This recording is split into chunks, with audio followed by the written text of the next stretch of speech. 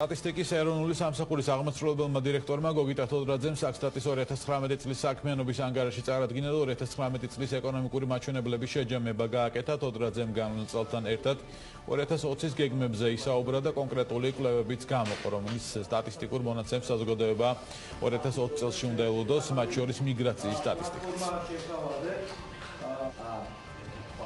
ვამუშავებთ მობილური კავშირგამულობის ოპერატორის მონაცემებს და ამ GPS სიგნალების მიხედვით ამ მობილური ტელეფონების გადაადგილების მიმართულებით ჩვენ გვექნება შესაძლებლობა დავაკვირდეთ მიგრაციულ პროცესებს დღის და ღამის განმავლობაში, კვირეების, თვეების განმავლობაში, ასევე შევაფასოთ ტურიზმის სტატისტიკის მიმართულებით გარკვეული პარამეტრები, რაც იქნება დამატებითი წყარო იმასთან ერთად, რომელსაც ჩვენ ვიღებთ ადმინისტრაციული წყაროებზე დაყრდნობით, მაგალითად საზღვრის კვეთების მონაცემების მიხედვით და კვლევების საფუძველზე.